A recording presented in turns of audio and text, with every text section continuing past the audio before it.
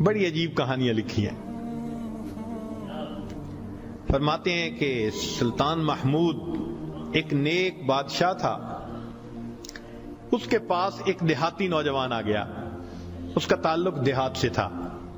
تعلیم بھی نہیں تھی, کچھ ایسی تربیت بھی نہیں تھی, مگر بادشاہ کے دربار میں آ کے جب خدمت پہ لگا تو اس نے اتنی اچھی خدمت کرنی شروع کی کہ تھوڑے دنوں میں بادشاہ کی آنکھوں میں بڑا درجہ پا گیا. بادشاہ نے اپنے مقرب بندوں میں شامل کر لیا. اب جو پہلے سے مقربین تھے نا, وہ بہت جیلس ہوتے تھے. ہم بڑے خاندانوں والے اور بڑی عقل سمجھ والے, تعلیم والے, ہم بادشاہ کے مشیر تھے. یہ کل کا نوجوان پتہ نہیں کہاں سے آ گیا دیہات سے اٹھ کے کہ بادشاہ کی اس کے اوپر بڑی خاص نظر پڑتی ہے. چنانچہ انہوں نے پروگرام بنایا کہ ہم بادشاہ سے موقع ملنے پہ بات کریں گے. انہوں نے بات کی کہ بادشاہ سلامت, جو محبت کی نظر اس کی طرف اٹھتی ہے وہ ہمارے اوپر نہیں اٹھتی. حسب میں ہم اچھے, نسب میں ہم اچھے, مال میں ہم اچھے, عقل میں ہم اچھے, لیکن محبت کی نظر اس کو جو مل گئی وہ ہمیں نہیں مل رہی. تو بادشاہ نے کہا کہ اچھا, میں کسی موقع پہ اس کا جواب دوں گا. اب بادشاہ نے کیا کیا کہ ایک پھل منگوایا جو بہت کڑوا تھا. کاشیں بنوائیں اور کاشیں ان سب لوگوں میں تقسیم کر دیں جو اعتراض کرنے والے تھے, اور ایاز بھی وہیں بیٹھا تھا. تو جس جس کو وہ کاش ملی اس نے منہ میں ڈالا تھو تھو. بادشاہ سلامت بڑا بہت کڑوا, توبہ توبہ بہت کڑوا. سب نے اپنے منہ سے وہ پھل نکال دیا اور کہا کہ بادشاہ سلامت یہ بہت کڑوا ہے. تو بادشاہ نے جب ایاز کو دیکھا تو وہ مزے سے کھا رہا تھا. تو بادشاہ نے اس سے پوچھا کہ ایاز, یہ کاش میٹھی ہے جو اتنے مزے سے کھا رہے ہو؟ اس نے کہا بادشاہ سلامت ہے تو کڑوی, کھاتے کیوں جا رہے ہو؟ اس نے کہا بادشاہ سلامت میرے دل میں یہ بات آئی کہ جس بادشاہ کے ہاتھوں سے میں زندگی بھر میٹھی چیزیں لے کے کھاتا رہا, اگر آج مجھے کڑوی بھی مل گئی تو میں اس کو واپس کیسے کروں؟ عمر بھر میٹھی چیزیں لے کے کھاتا رہا, آج کڑوی بھی مل گئی تو واپس کیسے کروں؟ کاش کہ یہ چیز ہمارے اندر آ جاتی کہ جس پروردگار کی نعمتوں سے ساری زندگی ہم انجوائے کرتے رہتے ہیں, اگر کبھی کوئی اس کی طرف سے آزمائش کی گھڑی بھی آ جائے تو ہم پھر شکوہ کیوں کرتے ہیں؟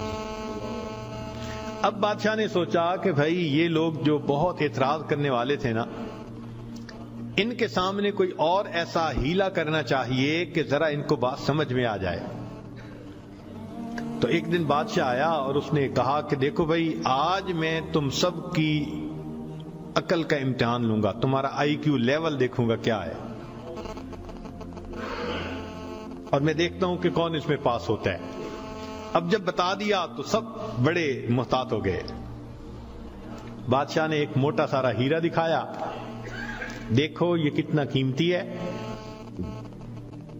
کتنا چمکدار ہے, اور ایک ہتھوڑا بھی ساتھ دیا, اور پہلے کو کہا کہ جی یہ ذرا ہیرا جو ہے توڑ کے دکھاؤ. اب وہ سمجھ رہا تھا کہ بادشاہ نے ہم سے امتحان لینا ہے ہماری سمجھداری کا.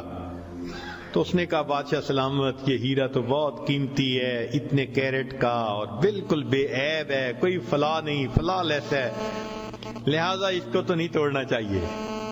بادشاہ مسکرایا, کہنے لگا ہاں بہت اچھا. تو وہ سمجھا کہ بھائی میں نے بادشاہ کو کنونس کر دیا, چنانچہ دوسرے کو دیا, اس نے بھی اسی قسم کی لاجک, تیسرے کو دیا, اس نے بھی لاجک.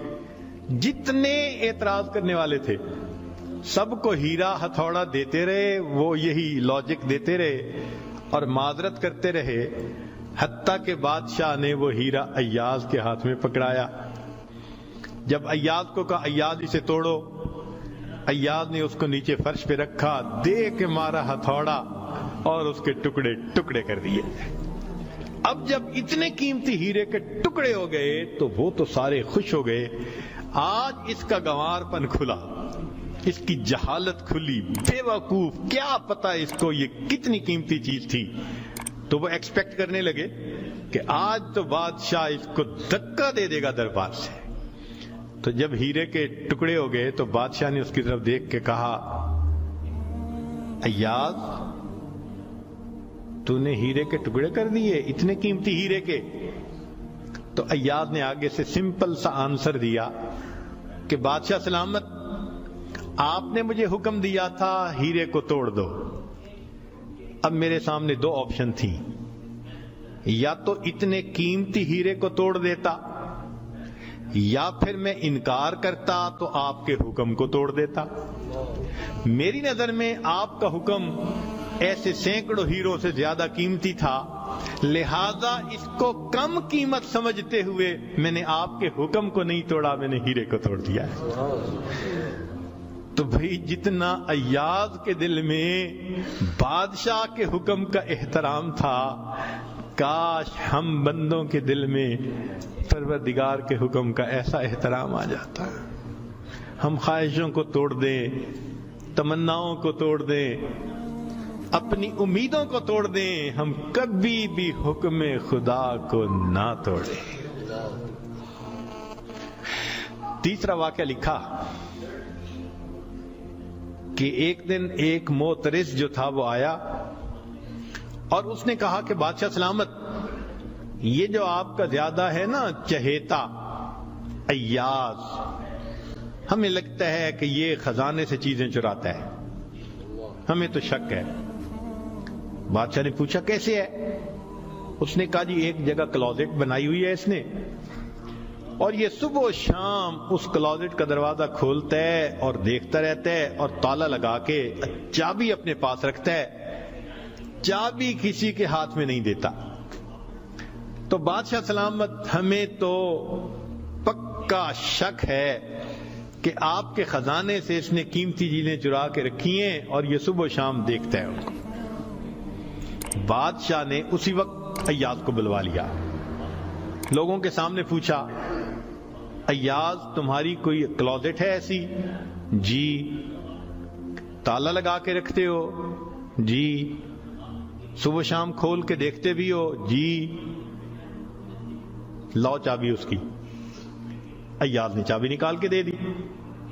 بادشاہ نے ایک آدمی کو بھیجا کہ جاؤ اور کلوزٹ میں جو کچھ پڑا ہے سب اٹھا کے یہ کہ لے کے آؤ۔ اب جب وہ گیا تو ایاز تو مطمئن کھڑا رہا، مگر موترزین بڑے خوش ہوئے، آج پکڑا گیا، آج سمجھ لگے گی بادشاہ کو یہ کیسا بددیانت انسان۔ تھوڑی دیر گزری تو جو گیا تھا وہ تالا کھول کے کیا دیکھتا ہے کہ اس میں ایک پرانا سا لباس ہے اور ایک پرانا سا جوتا رکھا ہوا اور کچھ بھی نہیں۔ بڑا حیران ہوا، اس کو یہ صبح بھی دیکھتا ہے شام بھی دیکھتا ہے۔ وہ اس کو لے کے بادشاہ کے پاس آیا۔ بادشاہ سلامت، کلوزٹ میں یہ دو چیزیں تھیں۔ بادشاہ نے کہا ایاز بس یہی کچھ تھا؟ جی یہی تھا۔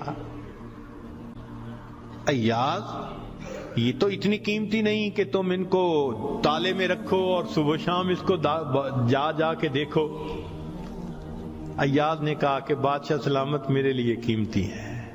پوچھا کیوں؟ کہ بادشاہ سلامت، جب میں پہلی مرتبہ آپ کی خدمت میں حاضر ہوا تھا، میں دیہاتی سا لڑکا تھا، یہ تہبند باندھی تھی، یہ کرتا پہنا تھا، یہ جوتا پہنا ہوا تھا، میں نے اس کو اپنے لیے پریزرو کر کے رکھ لیا۔ اب روز صبح اور شام میں دروازہ کھولتا ہوں، اپنے نفس کو مخاطب کر کے کہتا ہوں ایاز بادشاہ کے احسانات کو مت بھولنا، تمہیں جو اس نے رتبہ دیا تمہاری اوقات تو یہ تھی، تمہاری اوقات یہ تھی۔ میں صبح بھی اپنے آپ کو یاد دلاتا ہوں میں شام بھی اپنے آپ کو یاد دلاتا. مولانا لکھتے ہیں کاش کہ یہ صفت اللہ ہمیں بھی عطا فرماتا. ہم بھی اپنے ابتدا کو دیکھتے، کیا حال تھا،